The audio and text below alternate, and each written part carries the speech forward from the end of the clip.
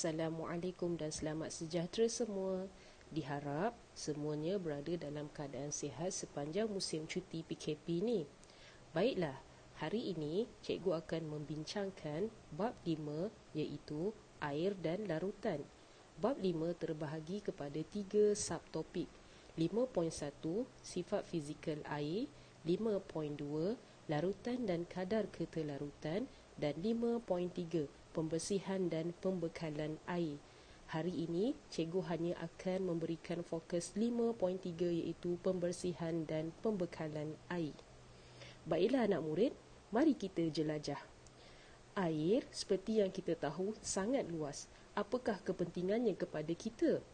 Pertama, air adalah sumber semula jadi bumi dan meliputi 2/3 permukaan bumi.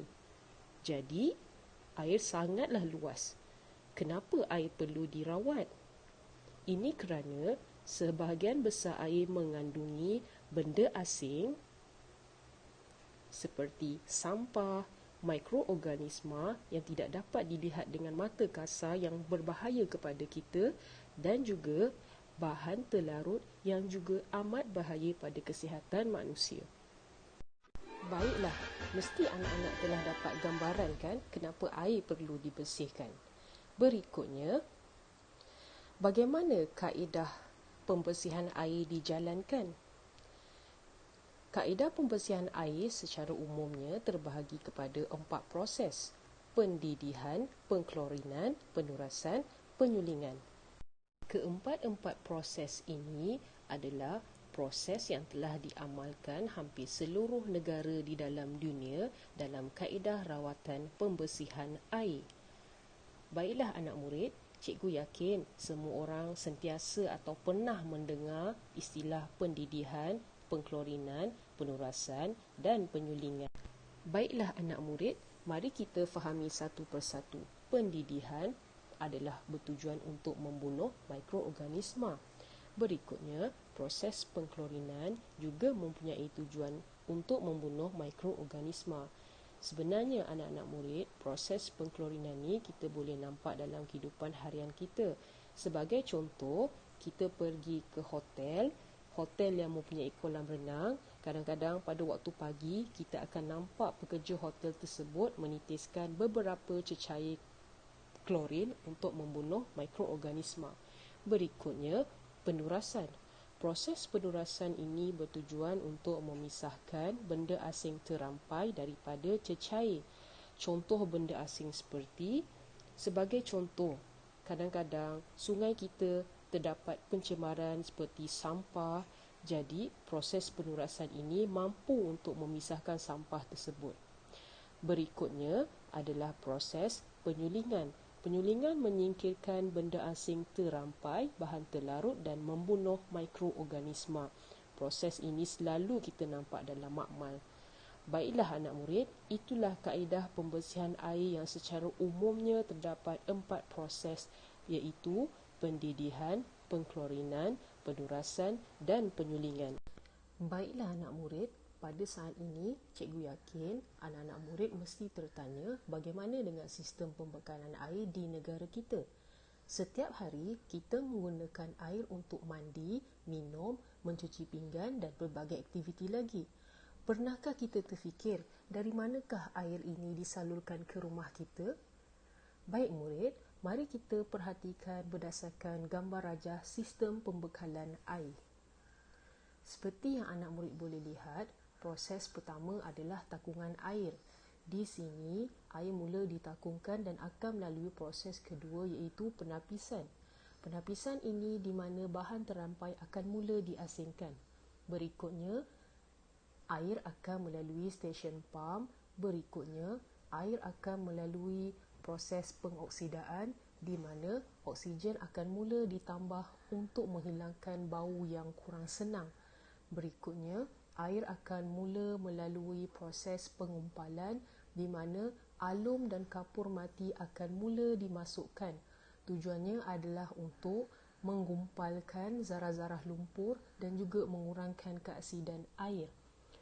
Baiklah anak-anak murid, berikutnya proses air yang terlibat adalah penginapan. Di sini, bahan terampai akan mendak di dasar tangki.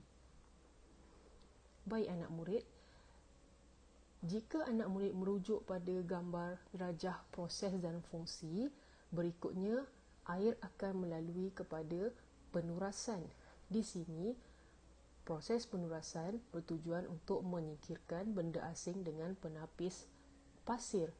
Dan akhir sekali proses pengklorinan dan pengfluoridaan, di mana klorin dimasukkan untuk membunuh mikroorganisma di dalam air dan natrium fluorida dimasukkan untuk mengelakkan perebutan gigi. Jika kita lihat dalam gambar rajah, proses-proses utama penting yang telah dikenal pasti, terdapat 6 proses. Akhir sekali, setelah melalui proses pengklorinan dan pengfluoridaan, air tersebut akan melalui ke tangki simpanan rumah kita, ke tangki simpanan dan akhirnya ke rumah kita. Baiklah. Subtopik berikutnya adalah kelestarian air. Pernahkah anak murid mendengar perkataan kelestarian? Kelestarian bermaksud mengekalkan. Jadi, bagi subtopik ini, kelestarian air bermaksud bagaimana kita hendak mengekalkan air agar tidak tercemar.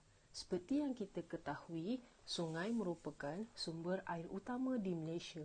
Malangnya, pencemaran air yang berlaku menjadikan air sangat tidak sesuai untuk kegunaan manusia dan memberi kesan yang buruk kepada alam sekitar. Sebagai contoh, yang dapat kita lihat adalah projek pembangunan dan perindustrian. Baiklah anak-anak murid, bagi subtopik ini terdapat bahan pencemar air yang telah dikenal pasti. Berikut bahan pencemar air adalah bahan buangan domestik, bahan buangan industri, bahan kimia dalam pertanian dan tumpahan minyak. Mari kita pergi satu persatu.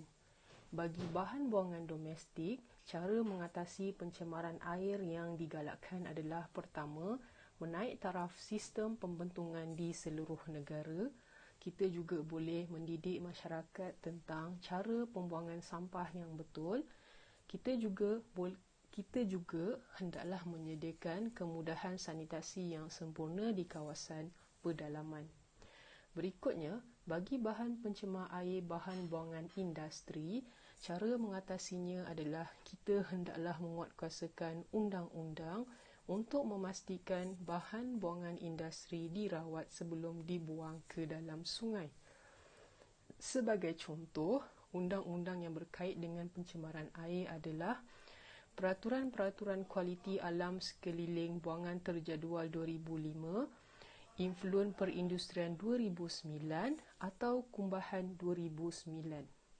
Berikutnya, bagi bahan pencemar bahan kimia dalam pertanian, cara mengatasinya adalah kita boleh mendidik para petani untuk menggunakan baja dan racun perosak yang bersifat terbiodegradasi.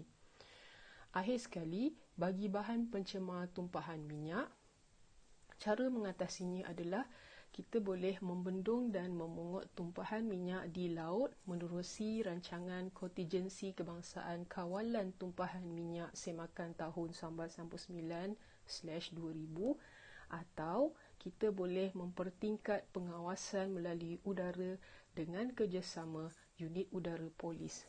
Cikgu harap semua orang telah faham subtopik 5.3 ini. Dengan ini, berakhirlah klip video yang cikgu telah sediakan untuk anak-anak murid. Diharap anak-anak murid semua sentiasa menjaga kesihatan dan jangan lupa untuk belajar. Sekian, terima kasih.